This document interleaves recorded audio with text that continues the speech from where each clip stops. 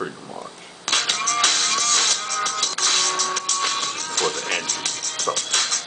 Good afternoon, everyone. It's 2 o'clock in the East, 11 out West, and the Liberty Power Hour is on. Welcome to a brand new episode of Freedom Watch, streaming live from the highly acclaimed Strategy Room on FoxNews.com. I'm Judge Andrew Napolitano, your host. We'll discuss the issues that profoundly affect your freedom, your civil liberties, your financial liberties, your right to have a government that stays within the confines of the Constitution. We have another excellent lineup for you today, including, of course, Congressman Ron Paul, Daniel Hannan, Lew Rockwell, Thomas Woods, Bradley Balco, and Shelley Roche. I encourage you to be part of the show. Shelley, as you know, is always on hand, whether you can see her or not. So start sending your tweets and emails to Shelley right now. Your comments will help us shape the conversation throughout the show. We'll also be live once again on the Fox News channel in just about 15 minutes, so make sure to turn on your TV to the Fox News channel and be part of the growing reach of Freedom Watch. But right now, it's my great pleasure to introduce one of the world's great defenders of human liberty. Certainly the greatest defender of human liberty in Congress today, Congressman Ron Paul. He joins us from Buchanan Rotunda. That's the rotunda of one of the House office buildings. Congressman Paul, always a pleasure. It's my favorite part of the week. Welcome back to Freedom Watch. Thank you, Judge. Since we spoke last, which was just a week ago, the federal government has announced a commitment of another $30 billion to bail out a failing automobile industry, to bail out a failing automobile manufacturer. Last week at this time, we were all talking about Chrysler. Now it's General Motors. Where does this end? What can anybody, a member of Congress, the millions of concerned citizens about their financial future, do to stop this? Unfortunately, I'm not very optimistic that Congress is going to wake up and stop it. I think the move toward nationalization or socialization of all our economy is uncontrollable right now. You know, we already put $20 billion in. Now there's an additional $30 billion. That's a mere $50 billion. But can you imagine what it's going to be like when the government runs General Motors? Do you think they're going to make a profit? There's not a chance in the world for that. They're going to run it like they run the post office. They always need additional funds. What about Amtrak? Does Amtrak make much profit? Do we put more money into the Treasury because we own the railroad? No, it's a drain. So this is going to be a drain. It just ruins the whole concept of a market economy. It's the worst thing in the world that we can do. The bailout is preposterous. It's not, I mean, the bankruptcy process was preposterous. It wasn't really the normal bankruptcy. It was a political bankruptcy. It should have been, General Motors should have been in bankruptcy court a year ago. It would have been all over, and the good assets would have been bought up, and the bad assets would have been wiped off the books, and it wouldn't have cost the taxpayer one penny. But here we are, $50 billion, and before it's all over, it's going to be many folds higher than that.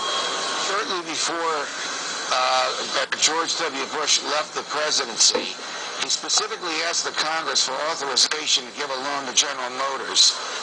The House of Representatives, over your objection, and despite your articulate arguments against it, authorized a loan of $14 million. The Senate never took a vote, so the Senate never authorized anything.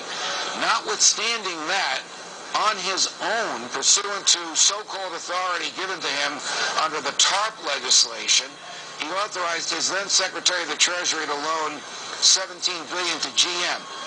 I think you're right. I think it would have been better in the long run had he not started this ball rolling and had GM declared bankruptcy before the feds even gave them a nickel. Yeah, I think so. And, you know, as a Republican, we're not supposed to attack Republicans. But the principle was well put in place, you know, with the last administration. You know, if you give $1 billion in bailout and you set the stage, and then later on you appropriate $49 billion more, the principle was endorsed by the Republicans, in the last administration. So that is why it's so important to deal with this in precise principles. Because if you give just open up the crack in the door, this is what happens. It's expected.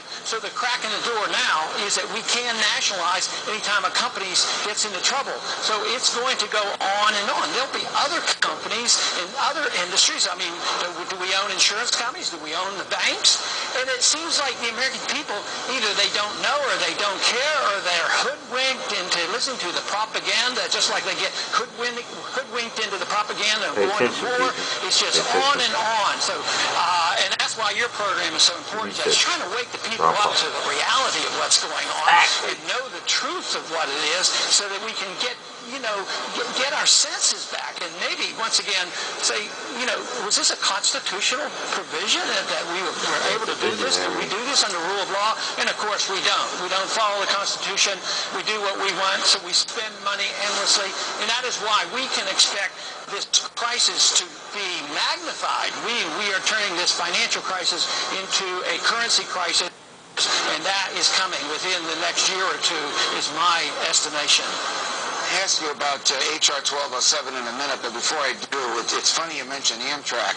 We did a little research yesterday. There's a quote from President Nixon, or someone in his behalf in the White House in 1970, saying, "Don't worry that we're nationalizing the Pennsylvania Railroad and the New York Central Railroad.